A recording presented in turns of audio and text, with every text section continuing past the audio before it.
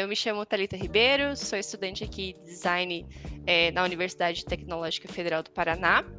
E essa conversa, ela é uma parte de um projeto chamado Ela.anima, que divulga mulheres atuantes no mercado de animação. Em específico, a gente está fazendo um recorte de mulheres atuantes no mercado de Curitiba. E hoje estou tendo, a oportunidade de conversar com a Carol. Começar, essa conversa, pedindo para você se apresentar um pouco, falando sobre de onde você é e um pouquinho da sua formação. Bom, muito obrigada. Primeiro, um prazer estar aqui. Agradeço muito o convite. É sempre bom poder compartilhar, principalmente com o pessoal da UTF-PR, né? Porque eu sou da UTF-PR, né?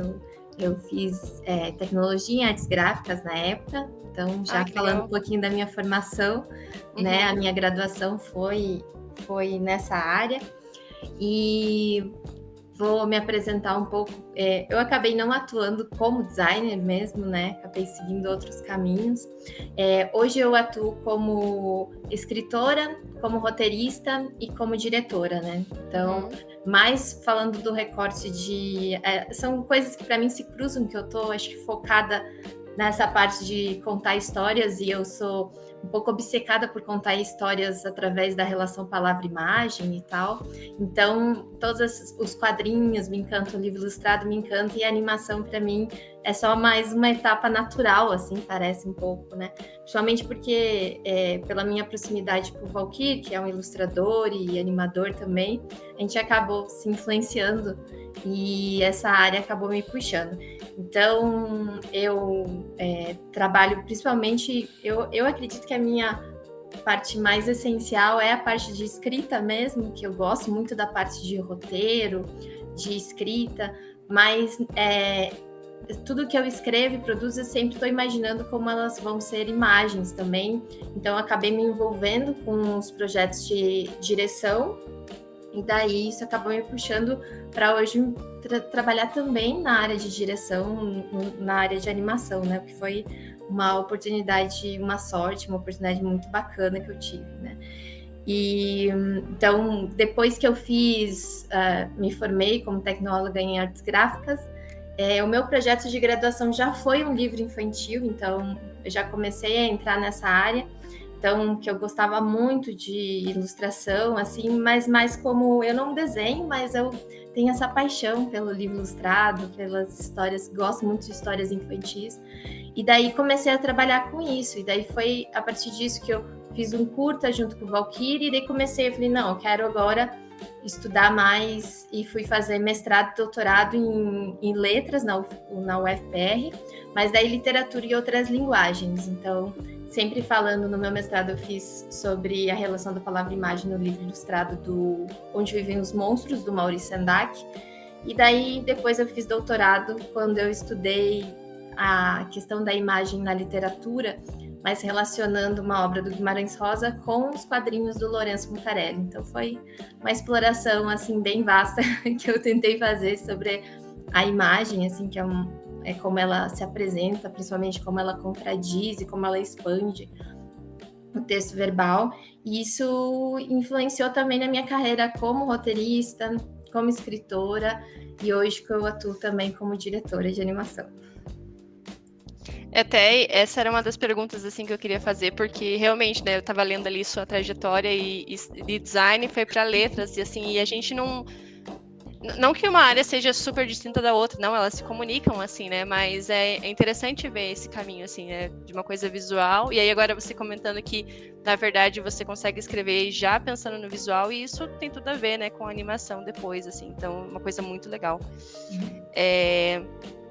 Você é de Curitiba? Então, eu nasci em Colombo, região metropolitana de Curitiba, né? E daí fiquei morando meio lá na infância, mas depois morei bastante pra cá mesmo. Então, é difícil não me considerar curitibana, curitivamente. Mas eu sou, né, a grande Curitiba, eu sou da grande Curitiba, sou de Colombo, sou colombense. Então, sou meio daqui. E aí, você também comentou agora sobre um curta que você tinha feito lá com o Valkyr. Eu só queria perguntar sobre tempo, né? Então, eu não sei se é Gente Grande de 2011. Se é esse. Então, você começa a atuar ali desde 2011, mais ou menos, em animação. Isso? Isso foi uma experiência muito maluca nossa, né? Que eu tava, tipo, terminando o meu TCC e já tava sentindo que eu não sentia que eu tinha, assim, as habilidades como designer, assim, apesar de eu adorar a história da arte, gostar de ilustração, sabe? Gostar de fotografia. Eu estava sentindo que eu não ia atuar como isso, mas eu falei, não, eu vou terminar minha graduação. Daí o Volker veio, poxa, você escreve, volte e meio, eu mantinha um blog, escrevi umas histórias, assim. Ele falou, você não quer, vamos tentar fazer um curta? E daí a gente, é isso que é legal, às vezes tem alguns concursos, editais, que às vezes dá uma provocada pra gente começar algumas coisas, né? E tinha esse edital do Cine Ambiente, que era um projeto do Ministério da Cultura e do Meio Ambiente, que era para escrever histórias de 1 minuto com temática ambiental. E daí a gente arriscou, assim, e a gente teve a sorte imensa de ser contemplado, né, na primeira tentativa, assim. E daí meio que foi uma sorte que acabou vendo, nossa, eu consigo trabalhar com animação, não acredito, né? Poxa, eu amo animação. E daí foi a primeira oportunidade que a gente teve de trabalhar junto, assim, né? E foi muito legal, por mais seja um curta de 1 minuto, assim, ele tem esse recorte um pouco didático, ambiental, mas foi, acho que, uma experiência muito legal. Cheguei até a colorir os cenários, assim, tipo, não consigo nem imaginar fazendo isso hoje. Mas foi a primeira vez que eu tive essa experiência. Mas aí depois, até fazer o próximo filme, demorou. Fui fazendo outras coisas, assim, né?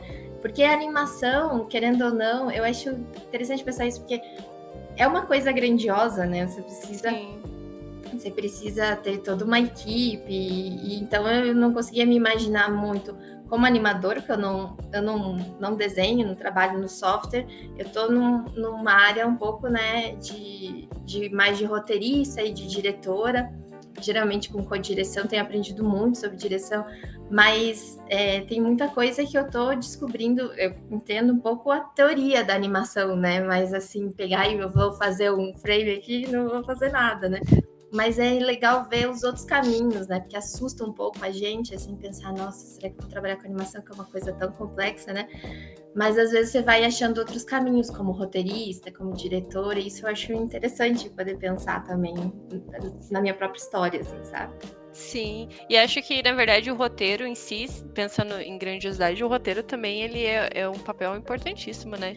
E eu sabe, isso é uma coisa importante de falar, que na história da animação brasileira a gente tem uma fragilidade na área de roteiro mesmo, sabe? A gente tem ótimos animadores, né? Gente muito criativa, muito inventiva, assim, de técnicas, de experimentação com o processo de animação mesmo, mas não tem, assim, grandes roteiristas, assim, sabe?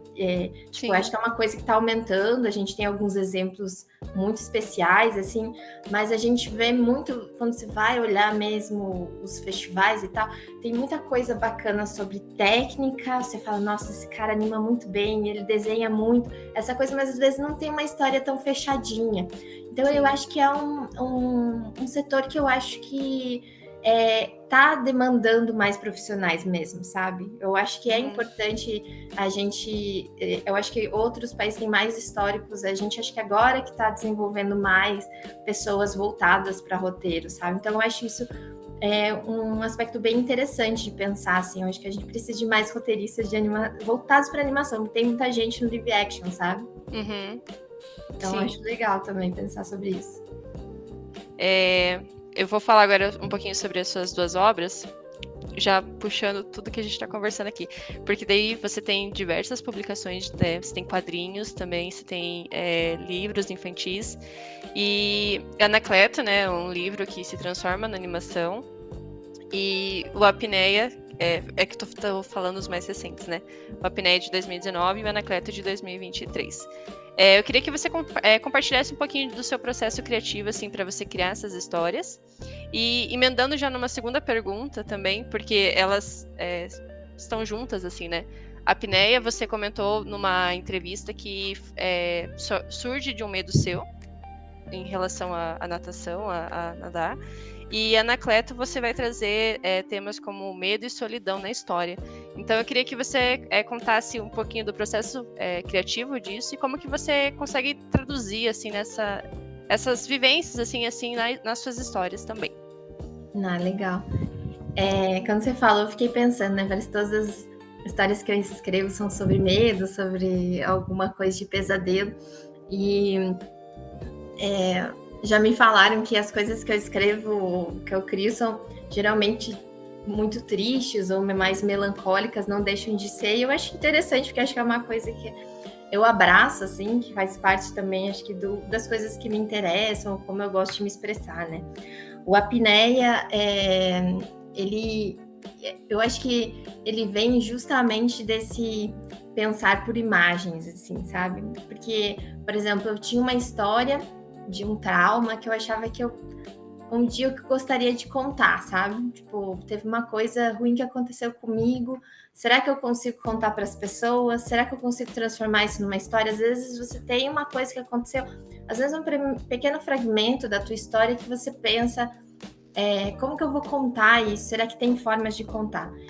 E daí, quando eu fui em 2016 aprender a nadar, eu relacionei esse trauma com esse medo, assim, sabe? Porque a natação, para mim, tipo, estar debaixo d'água ou estar encarando a água, parecia que tinha essa coisa de, tipo, fragilidade do corpo, do tipo, de você mergulhar numa coisa estranha, tem aquele silêncio, sabe? Quando você tá debaixo d'água, assim, você tá mergulhando. E daí todas as coisas foram me trazendo. E daí, a partir dessas imagens, eu fui fazendo essa relação.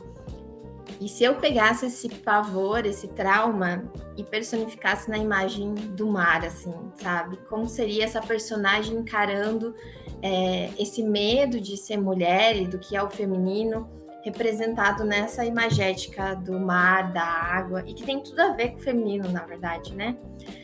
Mas que tem a ver com isso, do teu corpo, sabe? Tá todo envolto, em contato com a água. E é a partir dessas possibilidades de imagem que eu pensei essa história, assim. Eu falei, tá, então é claro que ele é se for pensar como ele é uma narrativa um pouco mais de, meio uma história mais de fluxo, né? Que ele é meio cíclico. Tipo, você tá só entrando em contato com as reflexões dessa personagem, mergulhando dentro dela mesma, né? E tentando dar uma volta em si mesma até, tipo, chegar o mais ruim que ela pode ir para dentro de si, né? Então, a minha ideia era isso, se eu olhar muito para dentro, eu vou para muito fundo no mar, né? E será que eu me afogo ou eu consigo submergir? Eu acho que é através dessa ideia que eu fui tentando traçar essas imagens.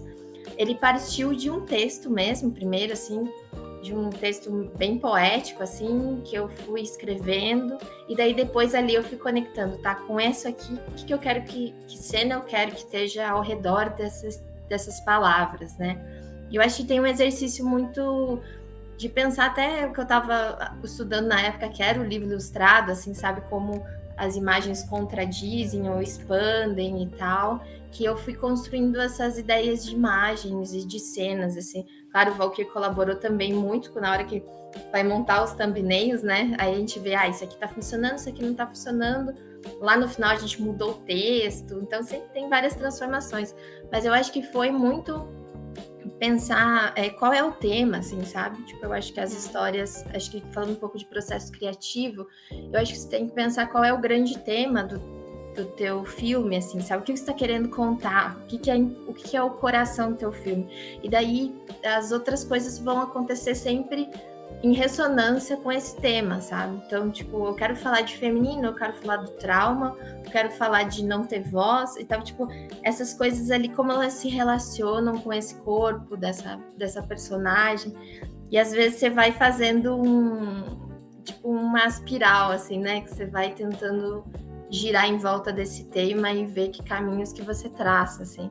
Então, ele não é um roteiro muito diferente do Anacleto, ele não é um roteiro tão amarradinho, ele é mais de fluxo mesmo, né? Então ele teve esse processo mais livre, até por isso eu acho que o roteiro dele até foi mais simples do que outros, assim, porque era essa coisa mais de sensações e tal. Já no no Anacleto, o Anacleto, como ele é um livro, muita coisa foi mais do processo do livro do que às vezes do processo do filme, né? Mas, claro, teve as suas transformações depois. Mas ele também, o Anacleto, ele parte de uma história real também. Eu gosto de partir de algum evento real, né? Que a gente realmente levou para casa um balão, e esse balão de hélio ficou mesmo dando a gente pela casa, e a gente pensou, nossa, isso podia dar uma história, né? E daí, a partir dali que você fala, tá, é um balão que dá medo, né? E daí, às vezes você tem uma coisa e você tem que ficar testando o que você vai extrair dela, né? Porque, tipo, às vezes você tem uma premissa, tipo, um balão que dá medo, mas o que eu quero realmente contar com isso, né? E eu acho que o que me instigou é, tipo, e se você dá um nome para isso, né? Você dá um nome para o que te dá medo, né? Será que essa coisa vai ficar mais viva ainda, né? E daí como que você lida com uma coisa que tá ganhando vida demais e começa a te assombrar? E daí a gente começou a brincar com essa lógica de, tipo, esse menino começa muito feliz e de repente ele vai se assustando com esse balão que é o espelho dele, né? E também dentro de uma paranoia da solidão que ele tá também, né? Porque ele tá sempre meio sozinho com aquele balão, porque ele fecha tudo. E daí é aquelas coisas que a gente vai pirando, né? Não, tá, então ele tá em casa, ele fecha tudo. Mas quando ele fecha o balão, ele fecha ele também. Então ele se isola, ele fica sozinho com esse medo, né? O que é mais assustador de você estar sozinho com o teu medo? Mas existe, às vezes, a gente se apegar ao medo também. Então, tem várias etapas que a gente foi tentando estruturar nesse roteiro. E nesse livro, que teve milhares de versões, assim. Mas aí o legal de transformar para o filme é que daí também a gente precisou fazer umas escolhas, né? Porque é muito fácil você ter um narrador num livro infantil, mas daí você vai manter esse narrador na animação. Se ele não vai ter uma função determinada, você não vai manter, né? E daí a gente eu fiz duas versões de roteiro. Uma que eu tirava completamente essa narração, ficava só o menino falando, só que daí você precisa de mais outros personagens falando com ele, interagindo mais, para que você tenha consistência. Não vai ser um filme muito silencioso, ou ficaria muito, muito, sabe? Tipo, ele vira quase um filme mudo, porque ele tá falando sozinho, ou ele vai falar sozinho demais, será que a gente quer que ele fique falando sozinho? E daí a gente falou, outra alternativa é a gente usar essa narração de alguma outra forma, né? E daí que veio a ideia de que essa narração, na verdade, é a cadeira. E daí a cadeira que conversa, meio que indiretamente conversa com ele, e daí a gente ainda conseguiu construir uma piada no final com essa cadeira assustando ele como um outro elemento tipo, inanimado que de alguma forma ganha vida, e daí ele vai realizar meio um processo de novo, eu vou te dar um nome novamente, né? Então foi uma coisa nova que a gente trouxe para o filme a partir das dificuldades que a gente estava sentindo mesmo, né? De tipo, tá, mas por que a gente vai colocar essa narração se ela... Ou então vamos dar uma função criativa para ela, né? Mas é sempre muito muito difícil, assim, né? Eu acho que é sempre você... Eu sempre giro ao redor de um tema mesmo para construir as ideias, sabe?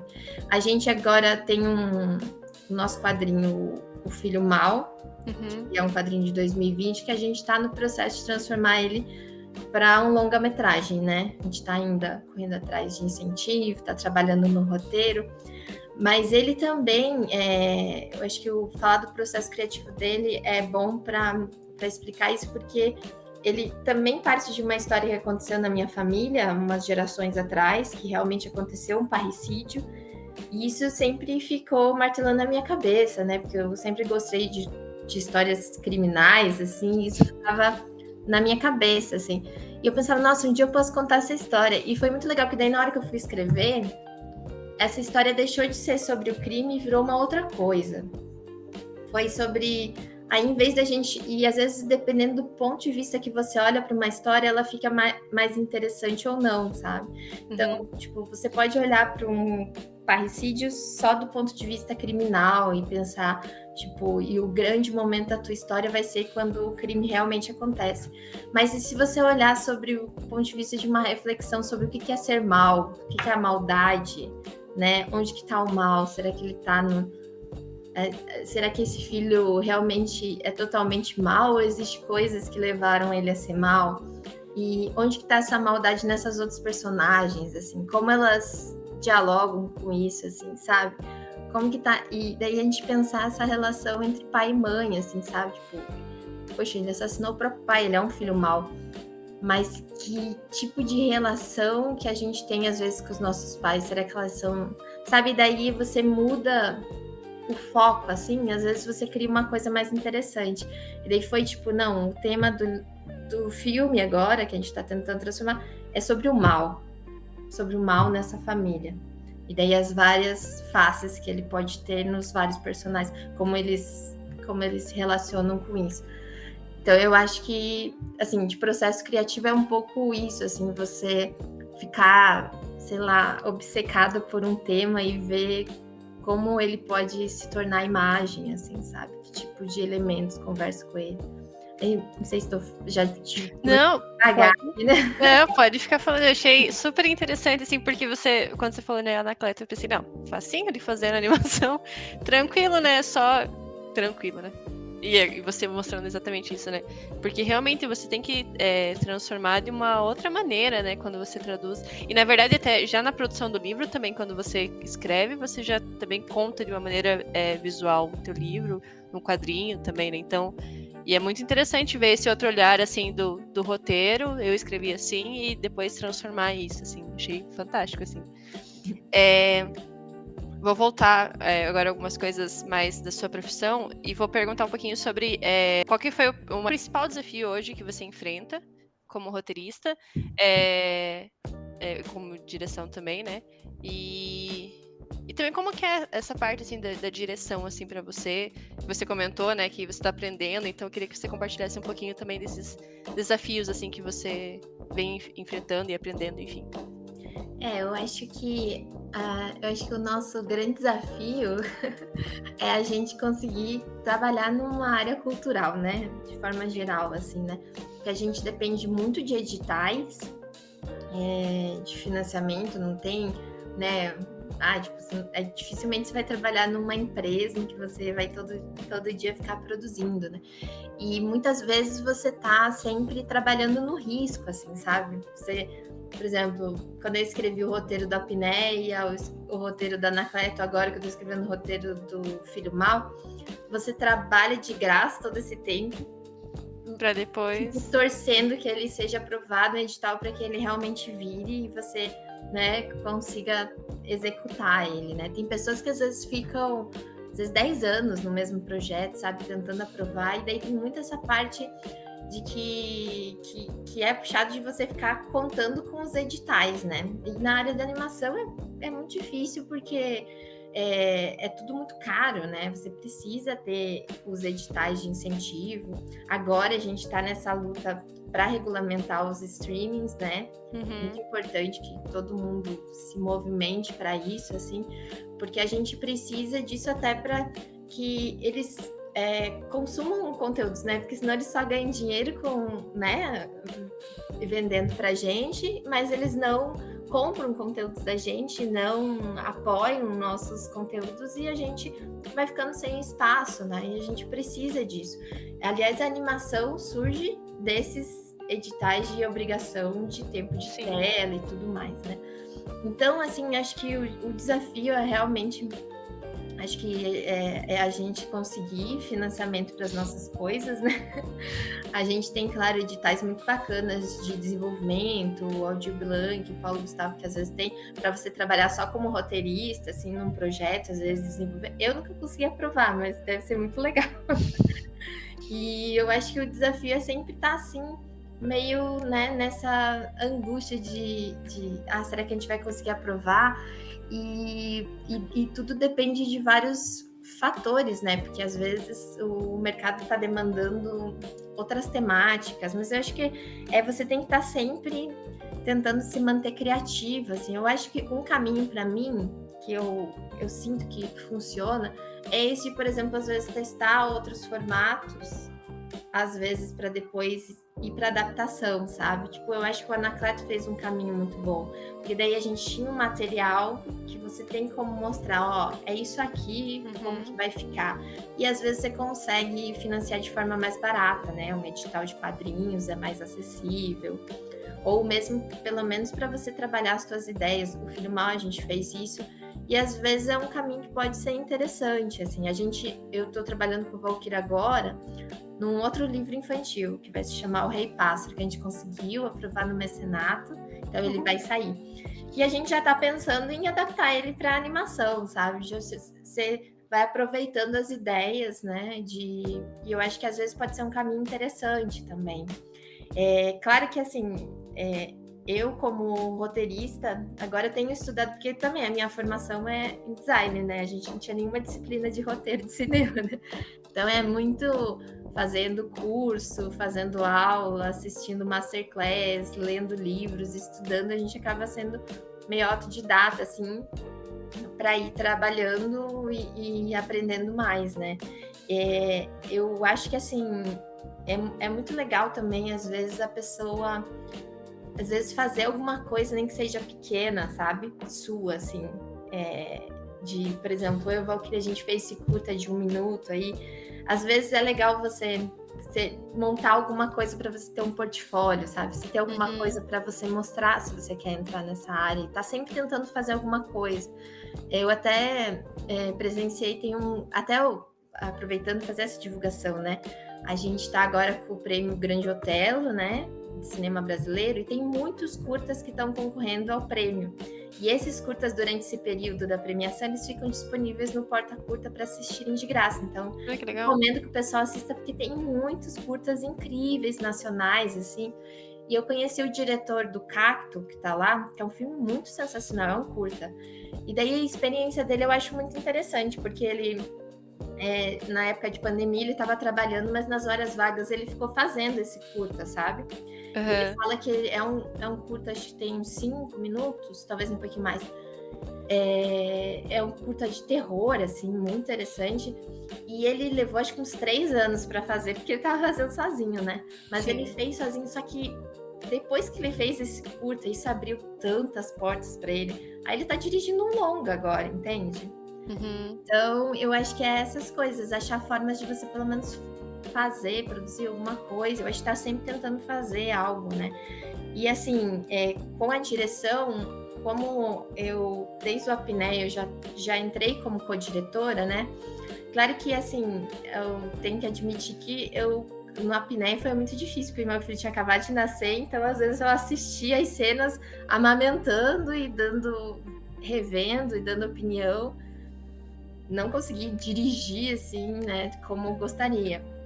Mas daí o Anacleto já foi um pouco mais. E agora eu tô co-dirigindo um longa-metragem de animação, que se chama Malu Tatu, que é do Yuri Moreno, que é lá de Goiânia. E daí eu acho que nesse filme e também no Anacleto eu consegui atuar mais como diretora mesmo, né? Que é um processo muito complexo, porque é meio... Você olha tudo, né? Tudo, absolutamente tudo, e você tem que entender um pouquinho de absolutamente tudo, todos os processos, né? E eu acho que a melhor forma de aprender é você, em algum momento, você fazer o teu um pouco sozinho, assim, que daí você meio que é forçado a saber todas as etapas, né? E daí é desde o roteiro, por exemplo, eu entrei no projeto, eu tive que revisar o roteiro, repensar algumas cenas, repensar diálogo. Aí você entra nos thumbnails ali, né, nos borders, assim, aí vai lá, não, esse enquadramento não vai ficar legal, a gente tem que mudar aqui, não, tá demorando muito esse tempo, tem que ser rápido isso aqui, é de pensar o tempo do filme, os enquadramentos, como esses personagens, o acting desses personagens, se a história está sendo contada. Aí quando chega o animatic, aí você vai ver se está funcionando, onde tem que cortar, onde tem que mudar a cena, sabe? Vários processos. Você tem que gravar ator, dirigir ator de voz original. E daí agora a gente está na fase também de ver se a animação tá certo. Não, aqui não, tem que exagerar mais essa animação. Mas assim, eu acho que é muito mais de você saber um pouquinho de todas as etapas da animação, você entender tudo que precisa, né? Desde Sim. você olhar se o Rick tá certo do personagem, sabe? Se o giro dele tá bom, se o design do personagem vai funcionar, sabe?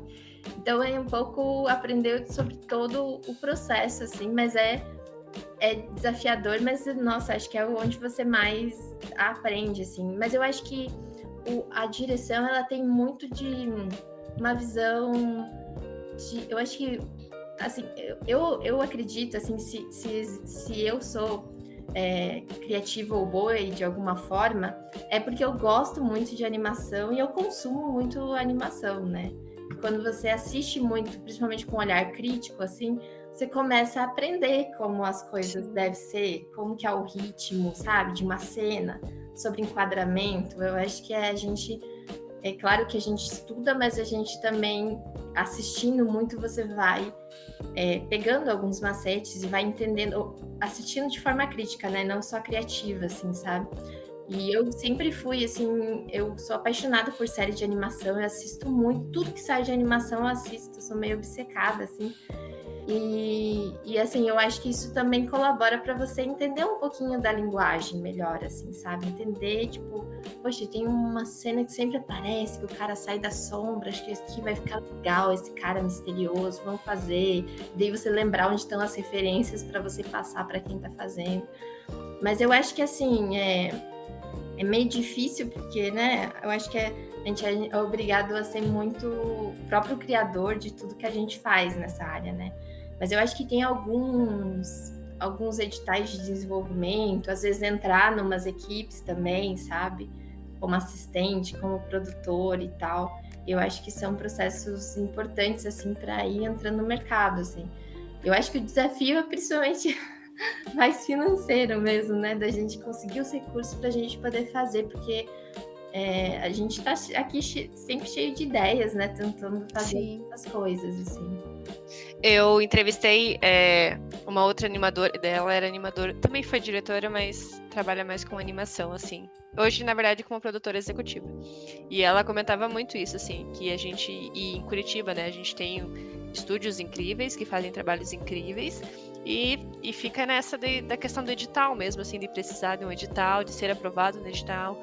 Tem, infelizmente, também tem essa questão de competir, às vezes, em quesito nacional, né, com outras regiões que também eixo São Paulo ali, Rio, que são super fortes em animação, então comentou sobre isso, assim, aí vendo você falar também reforça exatamente que realmente essa questão financeira, né, acaba ainda sendo um empecilho, assim, para a área da animação, né, do audiovisual em si. E aí, Carol, eu queria encerrar a nossa. Eu já estou comendo muito seu tempo aqui, tá quase no Imagina. limite. Fazendo uma pergunta de qual que seria a sua dica para outras mulheres atuarem, assim, seja no roteiro, seja na direção, seja na escrita de livros, por exemplo. Queria que você desse uma dica, assim, um conselho para essas outras mulheres. Ah, legal. Eu acho que a gente tem muitas histórias para contar e eu acho que o principal conselho é tipo a gente não se menosprezar primeiro, né?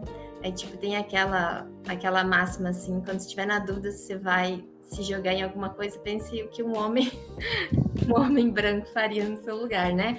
Eu acho que a gente às vezes, eu acho que a gente sempre se jogar mesmo nas oportunidades, porque o que eu vejo, até recentemente eu dei aula no curso de animação da Dogzilla, que está acontecendo lá no Espaço Riachuelo, e tinha várias meninas, assim, acho que, tipo, de 12 só tinha 3 homens, o resto era tudo mulher interessada em animação.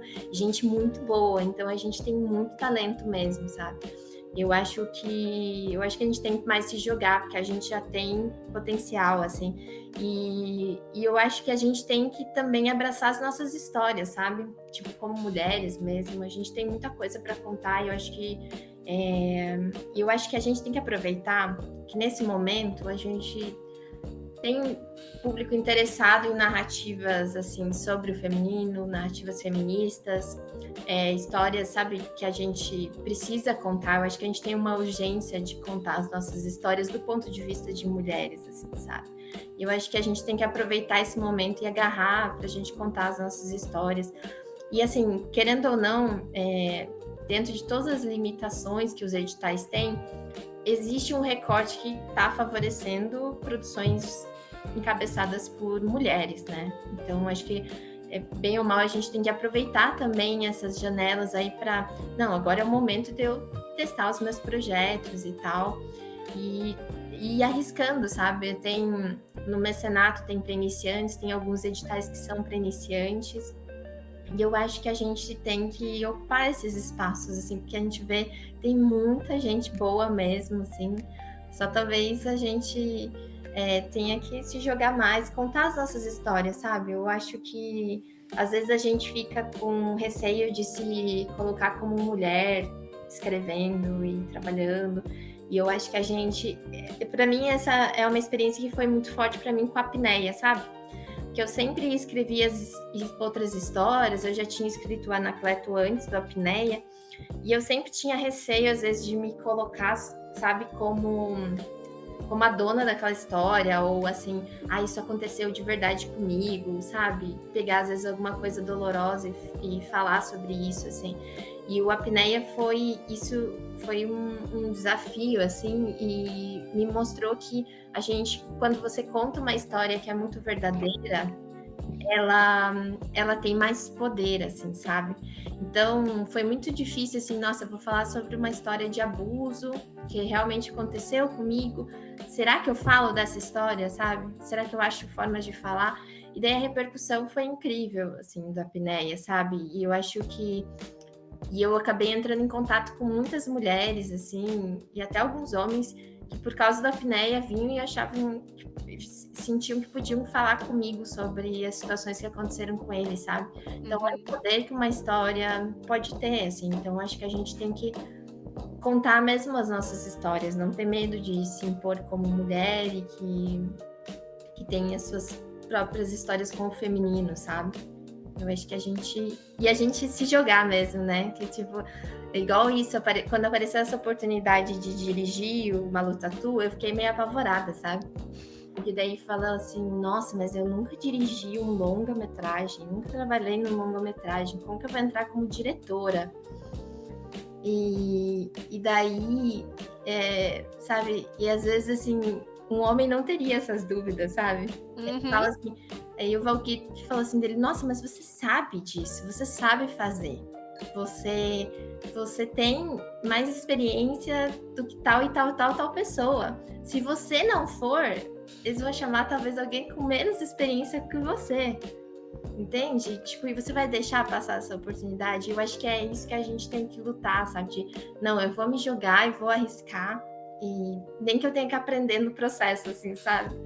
E eu acho que é isso, assim, que eu gostaria de deixar de mensagem, assim, de abraçar as nossas histórias e aproveitar esse momento para tipo, ser feminina mesmo.